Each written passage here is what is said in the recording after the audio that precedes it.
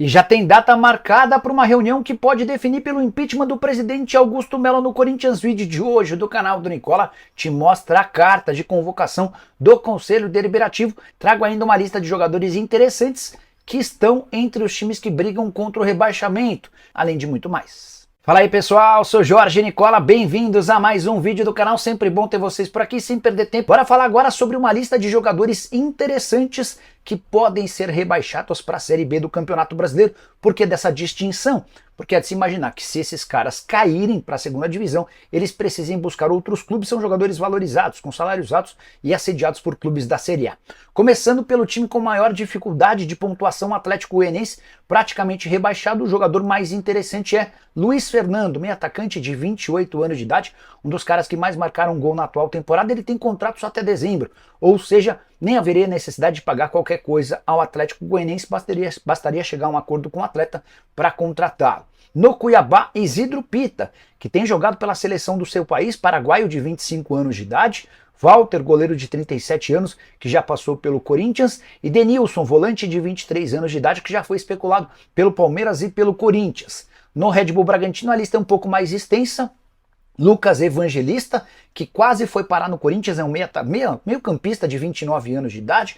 Juninho Capixaba, que quase virou jogador do São Paulo, lateral esquerdo de 27 anos. E Luan Cândido, atleta revelado na base do Palmeiras, hoje com 23 anos de idade. A gente também poderia acrescentar o Thiago Borbas, atacante uruguaio, de bom poder de finalização, mas que acabou não conseguindo decolar com a camisa do Red Bull Bragantino. Criciúma, outro time que está na zona de rebaixamento, tem o Bolassi, um atacante do Congo, 35 anos de idade, fez boa participação no Campeonato Brasileiro, contrato só até dezembro, basta chegar a um acordo com ele para que ele possa ser contratado sem custos.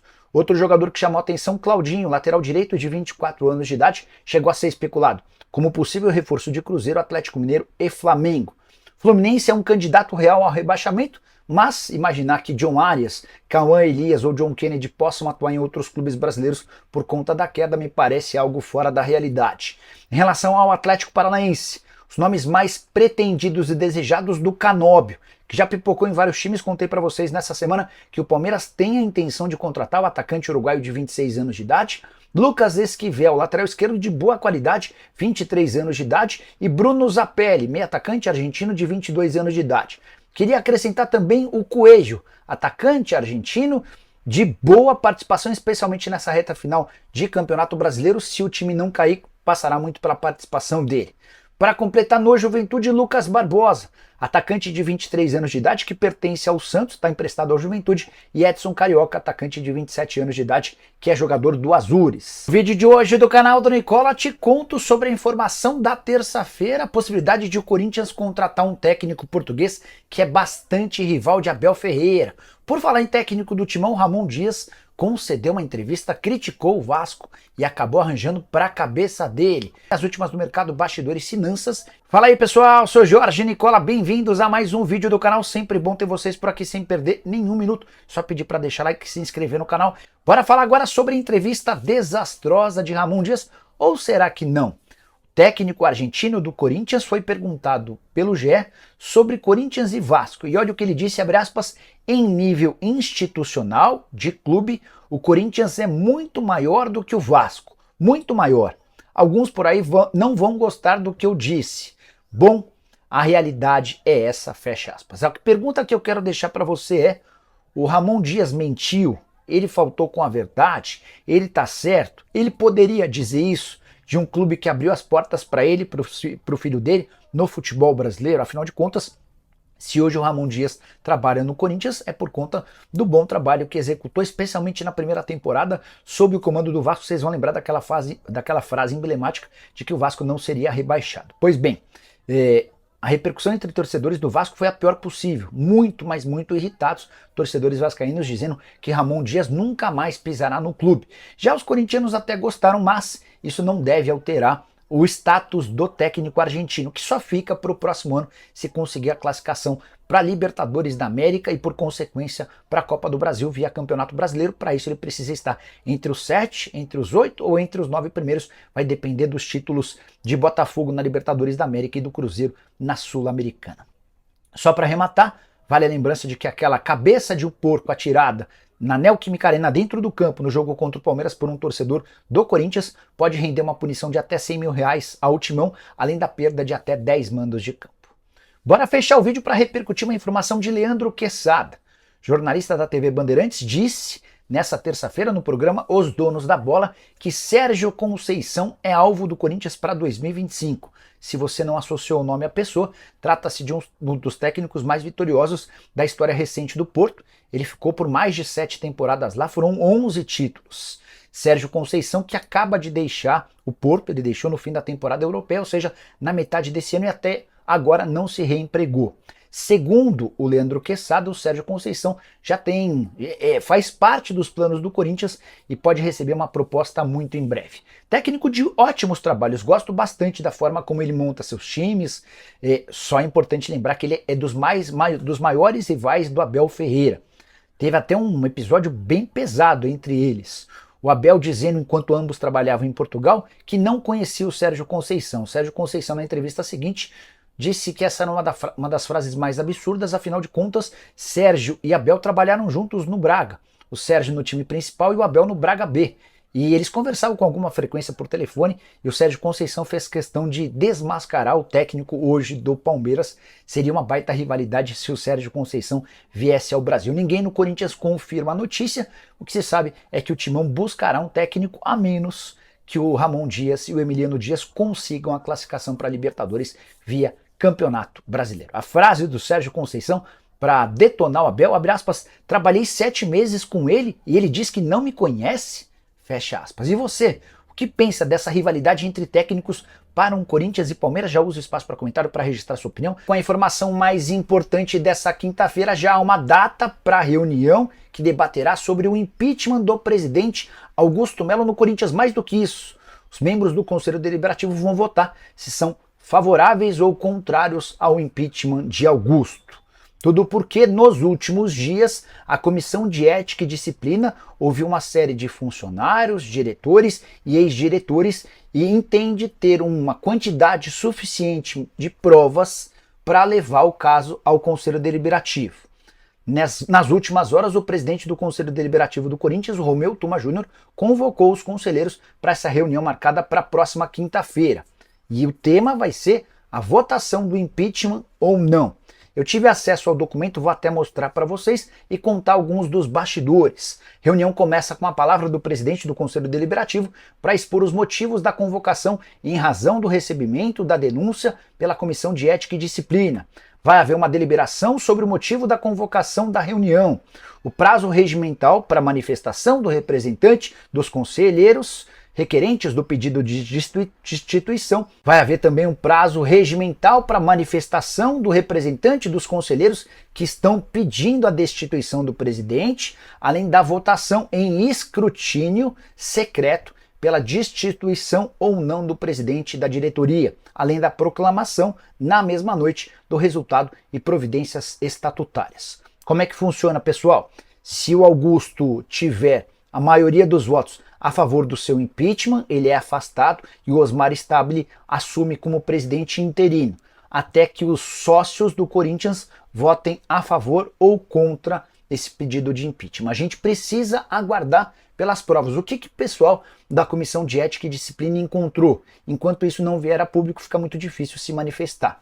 O que eu escutei é de que não se trata de um movimento político, de gente da oposição, e sim formado a partir de denúncias e declarações e entrevistas que foram feitas com gente que trabalhou com Augusto Melo. Imagino que o caso Vaidbet seja um dos principais responsáveis por esse processo. E você, o que pensa de mais uma confusão envolvendo o Corinthians logo agora, no melhor momento do time, com 5 vitórias consecutivas e com um clube com grandes chances de brigar por vaga na Libertadores da América da próxima temporada? Usa o espaço para comentário para deixar sua opinião, só não esquece de deixar like e de se inscrever no canal. E antes de falar da notícia do dia, que é o pedido de impeachment do presidente Augusto Melo, o Romeu Tuma Júnior, presidente do Conselho Deliberativo, pediu o impeachment, pediu a cabeça do presidente do Corinthians, Augusto Melo. Antes disso, quero passar algumas informações do Corinthians. O Corinthians que venceu a equipe do Cruzeiro ontem pelo placar de 2-1, vitória importantíssima do Corinthians, porque o Corinthians está agora nona colocação, posição de número 9 no Campeonato Brasileiro. Está na nona colocação, 44 pontos ganhos. E você sabe que o G7 pode virar G8, pode virar G9. O Corinthians está na briga direta pela disputa da Libertadores da América. Temos os jogos que faltam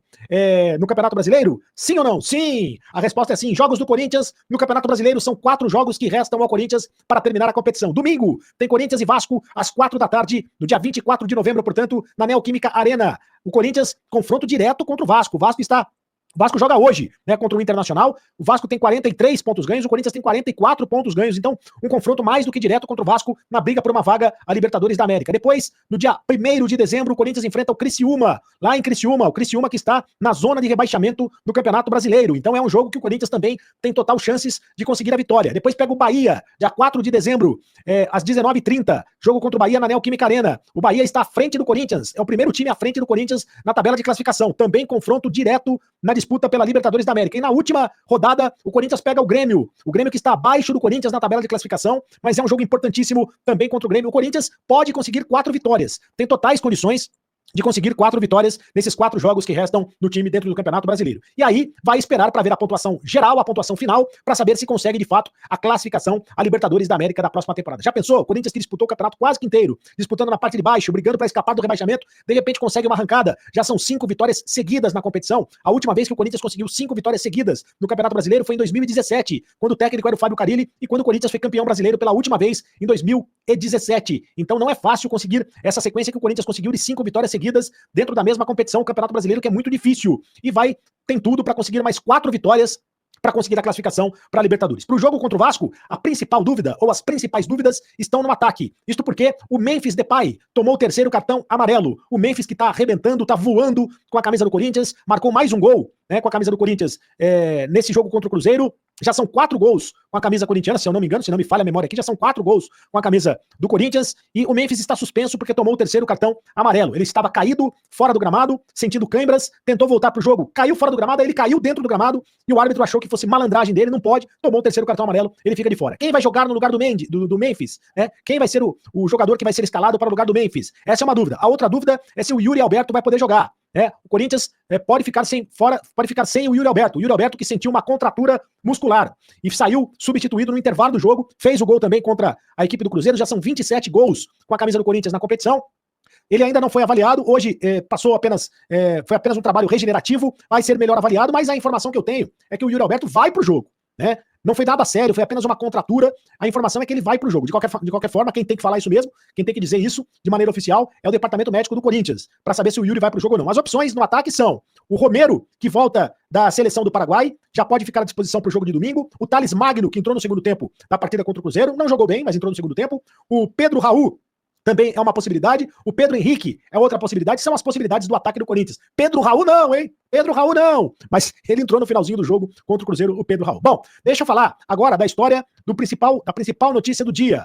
O Conselho do Corinthians, Conselho Deliberativo do Corinthians, convocou uma reunião para votação do impeachment do Augusto Melo. Essa reunião vai acontecer em caráter urgente no dia 28 de novembro, às 18 horas, no Parque São Jorge. E o presidente do Corinthians pode ser afastado do cargo em meio à investigação sobre o contrato com a Vaidbet. Ainda essa questão da Vaidbet. O Romeu Tuma Júnior, presidente do Conselho Deliberativo do Corinthians, convocou os conselheiros para a votação do pedido de impeachment do presidente Augusto Melo. Reunião extraordinária. Eu repito, dia 28 de novembro, às 18 horas, no Parque São Jorge. O Augusto Melo tomou posse como presidente do Corinthians no início desse ano e tem mandato até dia 31 de dezembro de 2026. O pedido de impeachment faz parte de um processo de investigação na Comissão de Ética do clube para averiguar o contrato de patrocínio com a Vaidbet, lembrando que esta questão da Vaidbet está sob investigação policial. O inquérito policial está apurando possíveis irregularidades no contrato de patrocínio master da Vaidbet e a possível utilização de um laranja para fazer o contrato. Bom, o Conselho do Corinthians é o seguinte, se o Conselho do Corinthians aprovar o impeachment do presidente Augusto Melo, ele tem que ser afastado imediatamente das funções, até a divulgação do resultado final da Assembleia Geral. Porque primeiro passa pelo Conselho, depois, se aprovado no Conselho o pedido de impeachment, aí o impeachment vai ser votado pela Assembleia Geral dos sócios do Corinthians. Se os sócios aprovarem o impeachment, aí o Augusto Melo seria definitivamente destituído, afastado do cargo de presidente do Corinthians. Agora, se o impeachment não passar no Conselho Deliberativo, aí o caso será encerrado e o Augusto Melo continuará normalmente no cargo de presidente. Então é isso. Esse é o caso envolvendo o presidente do Corinthians, Augusto Melo. O Romeu Tuma Júnior pediu fez a convocação para que os conselheiros votem o pedido de impeachment do presidente Augusto Melo por causa da questão da vai de bet. E justamente no momento em que o Corinthians está bem dentro de campo, né? Está indo muito bem dentro de campo, vem mais essa bomba fora de campo para atrapalhar o ambiente corintiano. E aí, se o presidente Augusto Melo for destituído do cargo, for impedido de ser o presidente do Corinthians, o Corinthians vai ter que buscar uma nova eleição, provavelmente, né? Uma nova eleição, dessa feita seria uma eleição indireta, apenas os conselheiros é que votariam o novo presidente. Mas, enfim, esses detalhes a gente vai passar para você com mais calma, desde que, dependendo da situação, dependendo do que vai acontecer no dia 28. Primeiro vai ser votado o pedido de impeachment, né, do presidente Augusto Melo, dia 28, e se aprovado pelo Conselho Deliberativo, ele tem que ser afastado imediatamente até a votação da Assembleia Geral de Sócios. Rapaziada boa, ficamos aí com o nosso giro de notícias do maior clube brasileiro. Claro que a gente tá falando do Coringão. E pra você ficar por dentro de tudo, não perder nada, chega deixando seu like, se inscrevendo no canal, ativando também o sininho de notificação. Um grande abraço no coração. Até o próximo vídeo. Vamos pra cima. Vamos que vamos.